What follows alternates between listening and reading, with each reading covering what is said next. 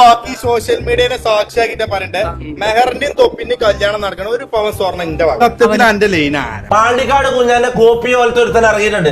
ഇങ്ങനെ കുറച്ച് ഇതെന്താണ് നായിന്റെ മോനെ പറഞ്ഞത്? മലപ്പുറത്തെ പിള്ളേര് തന്തയില്ലാത്തവരാണെന്നോ? ഈ മലപ്പുറക്കാർ മൊത്തം തന്തയില്ലാത്തവരാണ് എന്ന് പറഞ്ഞ് ഒന്ന് തൊപ്പിയെ താത്തിക്കെട്ടിയ മലപ്പുറം മുഴുവനും തൊപ്പിക്കെതിരായിട്ടൊക്കെ വരുമെന്ന് വിചാരിച്ച പൊട്ടന്മാരാണ് നിങ്ങൾ. തൊപ്പിൻ്റെ വീഡിയോ ഉണ്ടല്ലോ, ഒന്നെടുത്ത് നോക്കാമല്ലോ. മലപ്പുറത്തുള്ളവരെ തന്തക്ക് വിളിച്ചിട്ടില്ല, തന്തയില്ലാത്തവരാന്ന് പറഞ്ഞിട്ടുമില്ല. പക്ഷേ ഷാജഹാൻ എന്ത് ചെയ്തു? അത് ആ രീതിയിലേക്ക് നമ്മൾ ഡിവൈഡ് ചെയ്ത് മലപ്പുറക്കാർ മുഴുവൻ തൊപ്പിക്കെതിരായി വരുമെന്നൊക്കെ ഷാജഹാൻ വിചാരിച്ചു എന്നുള്ളതാണ്. എനിക്കിത് ഭയങ്കര കോമഡി ആയിട്ടാണ് തോന്നിയത്. കാരണം മലപ്പുറത്തിന് ഏറ്റവും കൂടുതൽ ഇഷ്ടപ്പെടുന്ന ഒരു വ്യക്തിയാണ് തൊപ്പി. മലപ്പുറത്തുള്ള ക്രൗഡിനെ പറ്റി അവരോടുള്ള സ്നേഹമൊക്കെ തൊപ്പി പറഞ്ഞുകൊണ്ടിരിക്കുന്ന ഒരാളാണ്.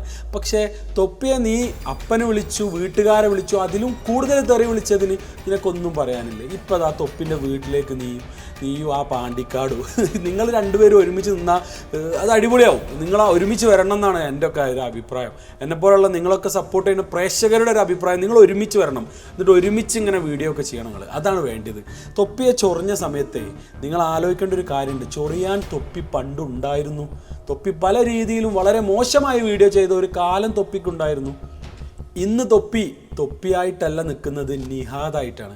പല രീതിയിലും അവൻ്റെ ചാറ്റൊക്കെ നിങ്ങളൊന്ന് നോക്കിയാൽ മതി. എന്തെങ്കിലും ഒരു വിഷമം സംഭവിച്ച ഒരാൾ വന്ന് മുന്നിൽ നിന്നും കൈ നീട്ടിയാൽ അവനൊരു മടിയില്ല. അവൻ വാരിക്കോരി കൊടുക്കാൻ ധൈര്യമുള്ള ഒരു മോന.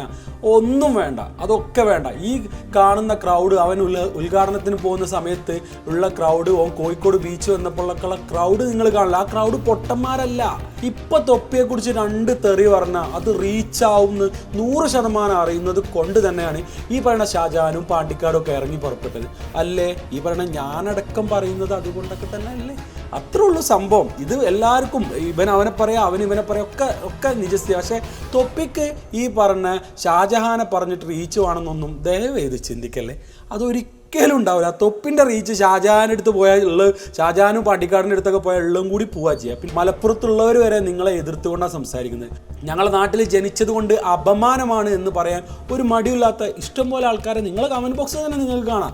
അതൊക്കെ ഒന്ന് മാറ്റി, ഞാൻ ഇത്രയും കാലം ചെയ്ത വീഡിയോകൾ കുറച്ച് ഓവറല്ലേ, അതൊക്കെ ഒന്ന് മാറ്റി ജനങ്ങൾക്ക് ഇഷ്ടപ്പെടുന്ന രീതിയിലേക്ക് നിങ്ങൾ മാറിയാൽ നിങ്ങളെ ഇന്ന് തൊപ്പിയെ സപ്പോർട്ട് ചെയ്ത പോലെ ജനങ്ങൾ സപ്പോർട്ട് ചെയ്യും. തൊപ്പിക്ക് ഹൈപ്പ് കൂടിയോണ്ട് ഇത്ര കുരു പൊട്ടേണ്ട കേസൊന്നുമില്ല.